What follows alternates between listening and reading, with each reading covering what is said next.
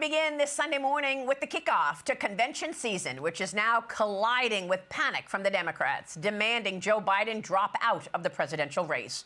We are now just 1 week away exactly from the start of the RNC convention, happening in Milwaukee, Wisconsin, beginning next Sunday, with more than a week after President Biden's disastrous debate performance. The president's latest effort to resuscitate the public's view of his mental fitness in a weekend interview failing after more public gaffes this past week. So folks know these resources are available to them and anyone who needs them.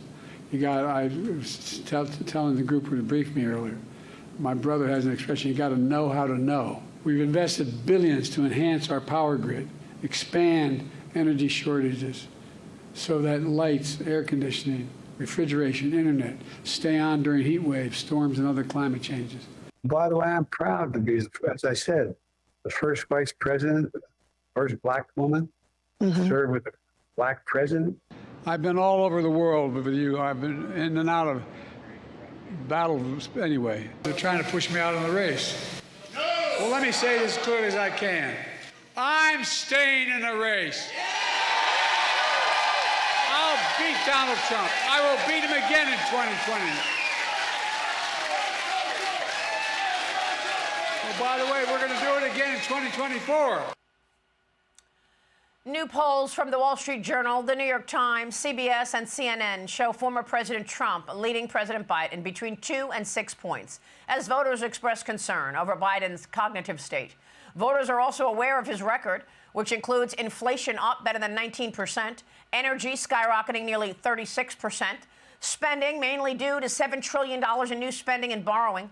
His open border policy has meant more than 10 million migrants illegally entering America, with rising concern among Republicans that illegal immigrants may vote in November's election, which, of course, is against the law. Joining me now, ahead of his party's convention in this Sunday Morning Futures exclusive, is the chairman of the Republican National Committee, Michael Whatley. Mr. Chairman, it's great to have you this morning. Welcome. Maria, it's great to be on with you this morning. I want to get to your convention, of course, 1 week away, and find out the preparations underway. But first, let me get your take on the news of the morning. And that is our reporter, Chad Pergram in Washington, is reporting that Hakeem Jeffries has convened a virtual conference call today at 2 p.m. Eastern with top Democrats on the House committees to discuss Joe Biden's future. How do you see this playing out?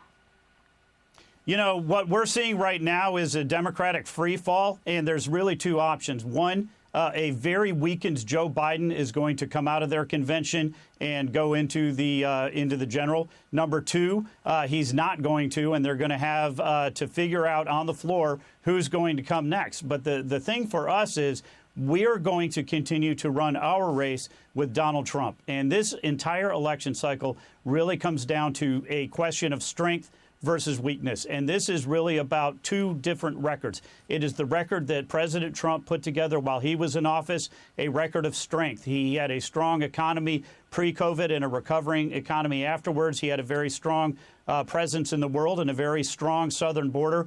Under Joe Biden right now, none of those are true, and no other Democrat wants to change plans, wants to change policies from where Joe Biden has staked out the Democratic Party over the last 4 years. Meanwhile, you've got Republicans gearing up for your RNC convention happening in Milwaukee, Wisconsin. A week from today is the kickoff. What should we expect?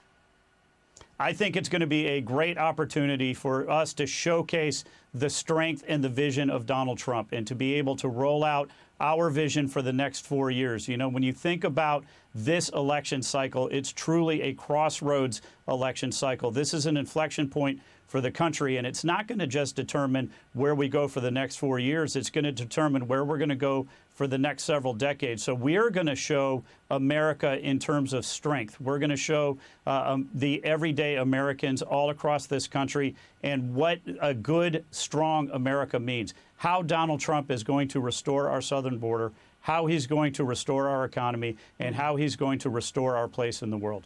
I'm Steve Ducey. I'm Brian Kilmeade. And I'm Ainsley Earhart. And click here to subscribe to the Fox News YouTube page to catch our hottest interviews and most compelling analysis.